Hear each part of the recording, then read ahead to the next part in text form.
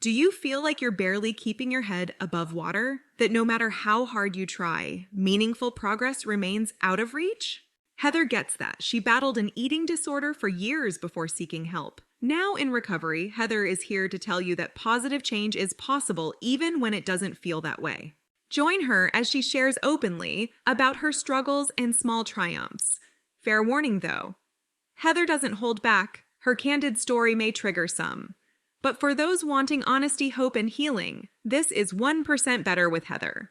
The information and stories shared on 1% Better are based on host Heather's personal experiences with eating disorders and mental health challenges.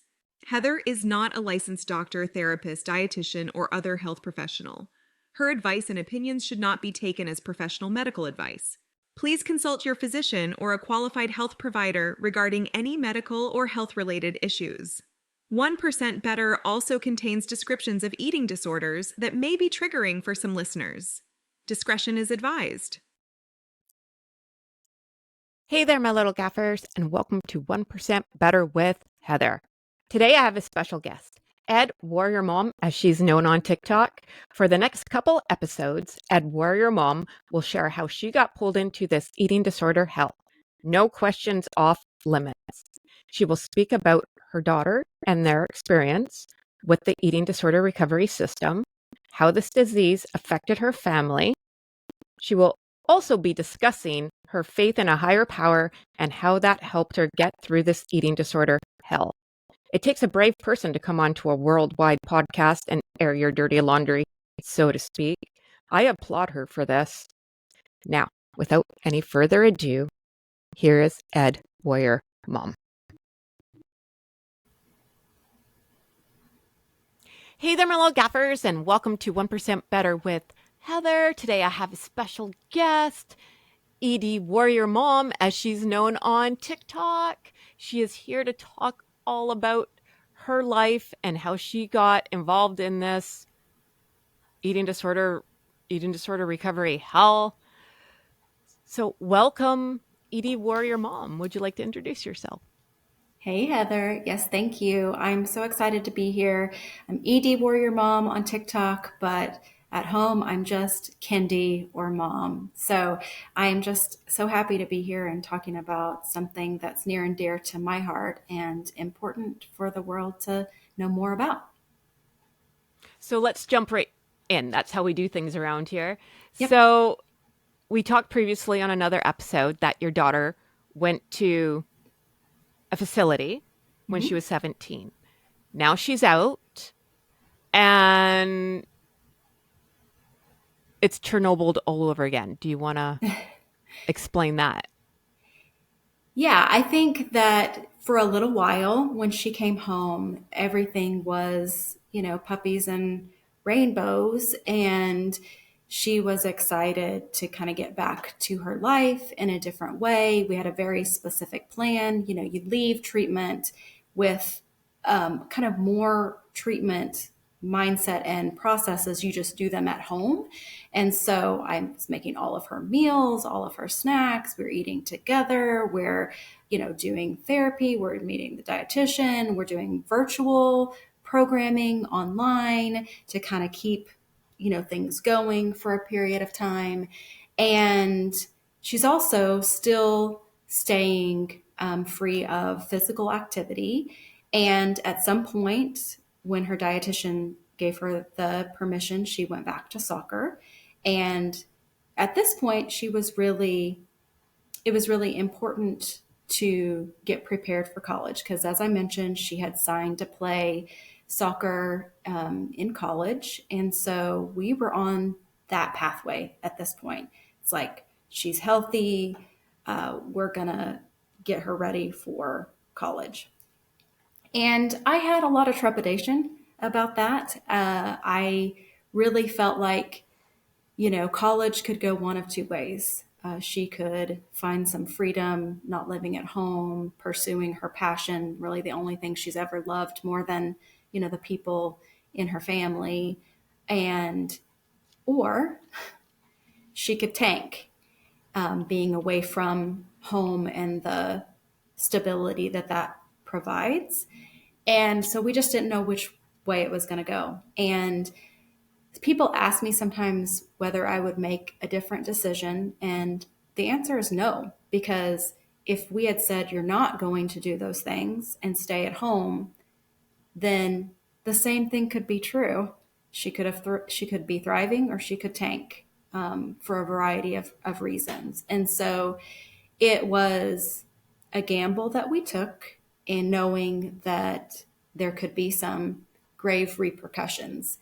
And so she started college, and very quickly, I think she started to struggle in earnest. And again, having a relationship with her soccer coach was so helpful. He knew her history, and we would talk regularly just about what he was seeing, what I was seeing, whether he needed to do anything differently. And I was thankful for that openness. But very quickly, she was not in a place that she needed to be playing soccer. And so the first thing that happened was she took a break from soccer, and she and her coach kind of had a plan. And then she declined from there. And we had a moment where she said, I need to drop out of school. I don't have the brain space to do this. She was in crisis at that point. And I wasn't even scared this time around, because I knew what to do.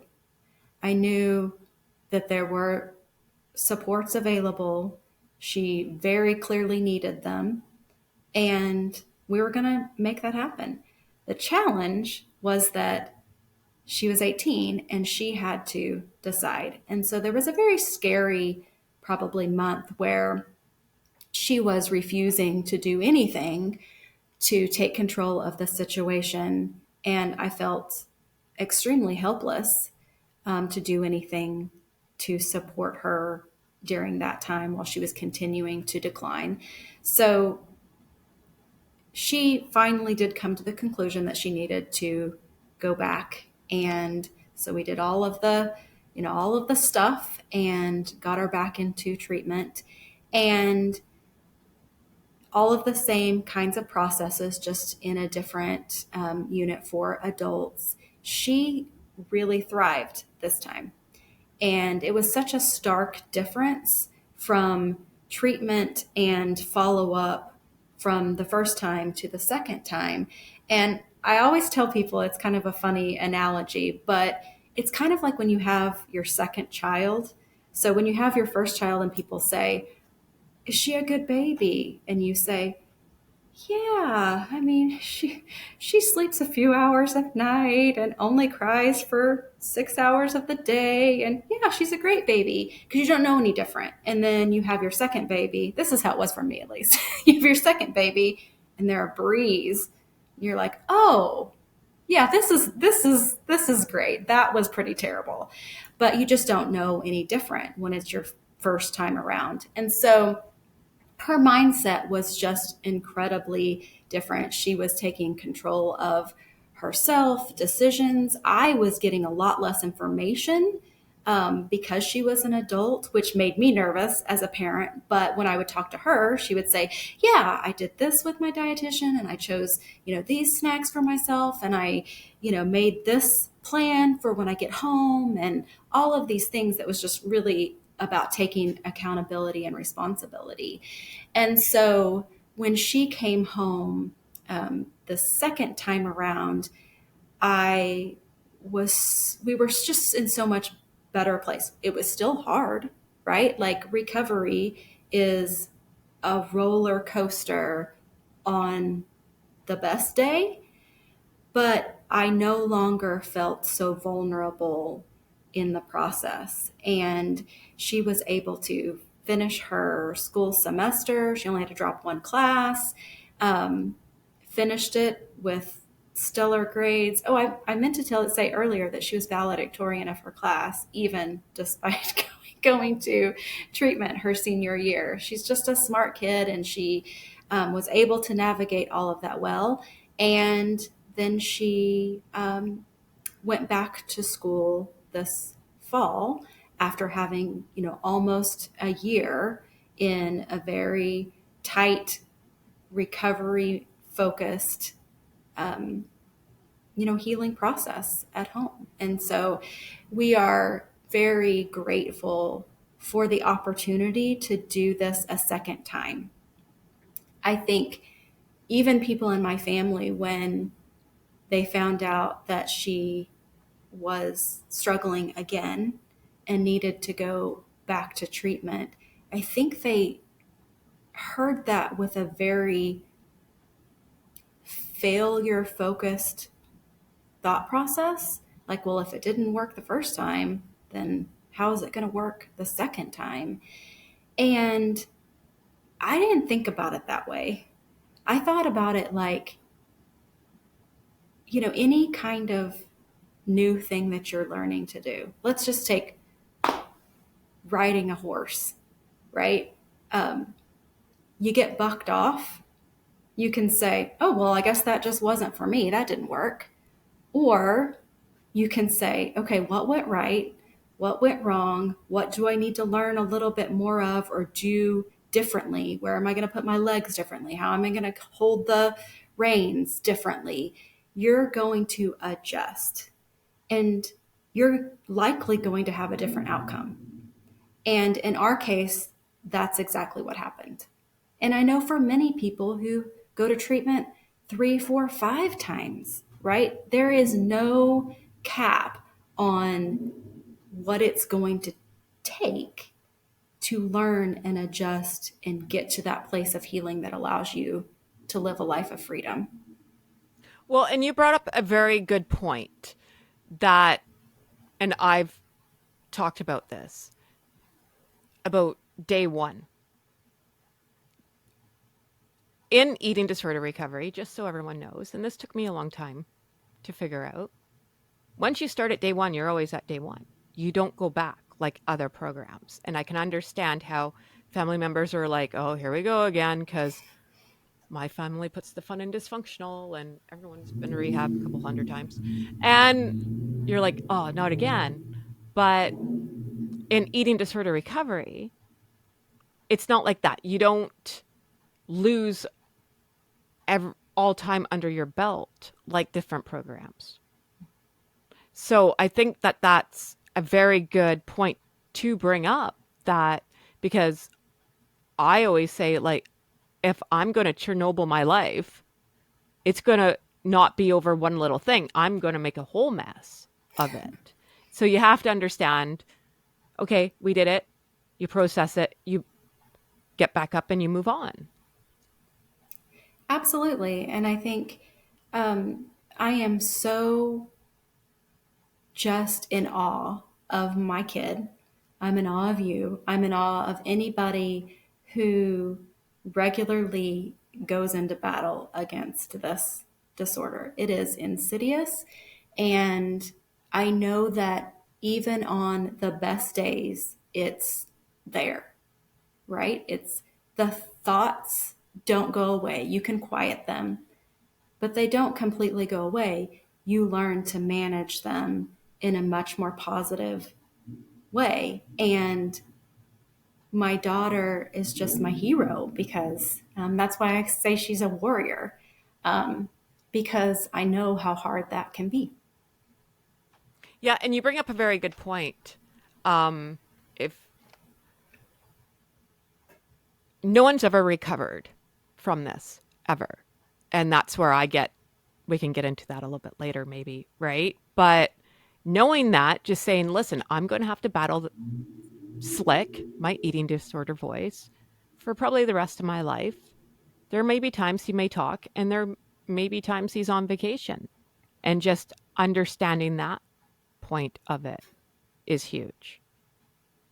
For sure. And I think it helps you when you do understand it that way. It helps you feel successful. It helps you feel confident versus, why can't I get over this? What am I doing wrong that it still feels hard? Just, it's going to be hard.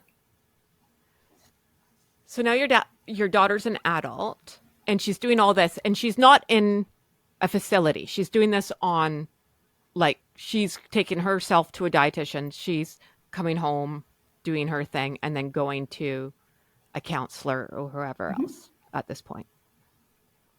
I love this. And that takes a strong person to say, okay, I need to do this again, but maybe, like you said, we're going to tweak it a little bit. We learned what didn't work, and we're going to go a different way. For sure. And I think that that's no different from every single day, right? Like, things are going to go wrong. You're going to have something that's causing extreme anxiety or stress. So, how are we going to handle and manage this? And I think that's where I've been so thankful to have such a good relationship with my daughter. It hasn't always been great. She will tell you through this process, I'm, safe place, but I'm also enemy number one sometimes. But I feel like it's my duty and my responsibility to be kind of that person that helps her fact check and adjust in both the small moments and the big ones. So looking back, if we go back in time from when she was 17 and she went to a facility, and now, would you put her in that facility all over again? I would. As I mentioned earlier, I think every facility and just the eating disorder treatment design, has some challenges, and you take the good with the bad and the bad with the good. But I would put her there again. I think that there is some value to kind of knowing the ropes and understanding the way things work. There's also, you could argue the other side of things, like trying something new. But for us in our area, there's just not that much available. And so that's one of the things that I think is really unfortunate, is sort of just this famine around services available to people struggling with eating disorders. There's just not a lot. Your options are limited. And certainly if you're sort of in this in between, needing outpatient care and a higher level of care that's, you live there 24 hours a day, there's nothing in between that. And so I do think that people tend to not get treatment because it feels overwhelming and because there's not just a ton of options available. Yeah. And again, I didn't go to any of these facilities ever. But I do know from being in the hospital, I mean, I was watched. I always called myself a glorified inmate, right? People wanted me to do a certain thing. I was watched when I went to the bathroom. I wasn't allowed to lock the door when I went to the bathroom. And I'm like, it's time. I'm like 43 years old. I'm like, bite me. Like, I'm going to lock the door. I'm not doing anything wrong. I don't want someone coming in the flipping bathroom while I'm in there, right? And I'm not going to rag on all facilities because I think they do a purpose, right? But we've all watched, what's that, Girl Interrupted and Yeah. Oh, yeah. Right? Like, no, For thank sure. you. And there's always someone there that's on a power trip, right? And you're going to do what I say, and if you don't do it, and it's almost like they try to break you, right? But they break you and they never put you back together again. So how the hell is that helpful? Yeah. I do think there is some dehumanizing elements to just being in any kind of institutional setting. And, we experience that, thankfully, not to any significant degree. I think for us, one of the main values of going to going to treatment in general, unlike people who do all-in recovery and, these intensive supports from day one at home, was just the stop action that it offered. Like literally everything that was destructive in your life stops because you're going there, and you're going to be there for a long enough time that you're breaking habits, you're changing neural pathways, you're doing all of those things because you're away from the place where you got sick. The challenge is how to manage coming back to that. And that's where I think things can be really challenging, because you get used to the protection that the facility provides, and then you're thrown back into the chaos of, everything. One simple example of that was when our daughter got home the first time. She had a lot of anxiety about sleeping in her room because there are a lot of bad memories in her room. It felt overwhelming. And so, we were like, let's redo your room, paint the walls, get new furniture, whatever you need to do to make it feel different, or switch with one of the boys. Like there are things we can do to change that even within your home. The second time she came home, she slept on the couch for, probably 3 weeks until she kind of felt a different level of safe at home again.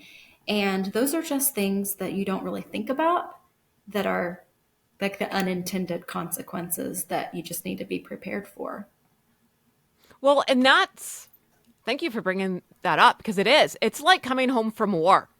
Like, I don't know what it's like to go to war, but I'm going to imagine, Yeah, right? exactly. And you come home with a whole lot of more stuff than when you went in with.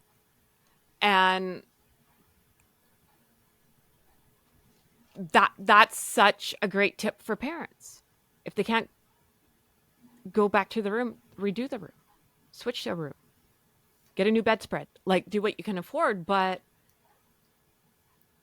your room is supposed to be your sanctuary, your safe place where you can go. And how are you going to heal if you have no safe space? Right. That's a beautiful tip. Beautiful tip. So now, how's everything going? I think things are going well. She is living at home. She's back in college, but we decided this year we weren't going to go make the same mistakes we made last year, even in a different circumstance. So just give her that protection of being home for a period of time. And, I'm just really proud of her. That does not mean that every day is perfect. In fact, I think part of the challenge of being me and living in this mother body and being anxious in general is, I think I eagle eye her a lot, because I do remember what it was like to feel like things were okay and then they weren't.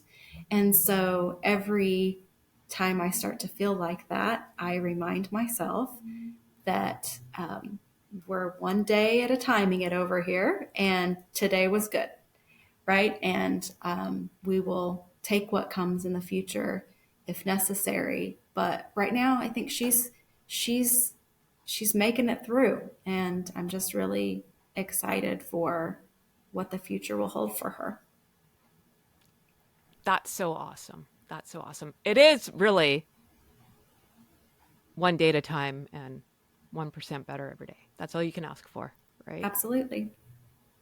Tiny baby steps. Well, thank you so much, Edie Warrior Mom, for hanging out with me. Tell everybody one more time where they can find you on the TikTok. The label is Edie Warrior Mom, but the actual handle is Wendy.with.a.k. Wendy with a K. I didn't make it easy. There you go. Thank you again so much. Thank you.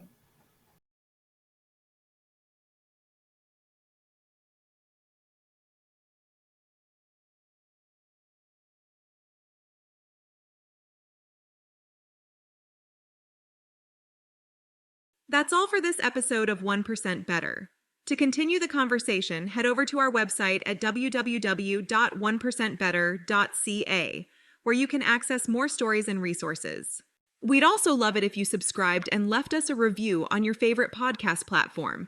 And remember, friends, progress takes patience, perspective, and sometimes a little help from people who get it. So be kind to yourself and others as we work to get 1% better every day. We'll see you back here next week.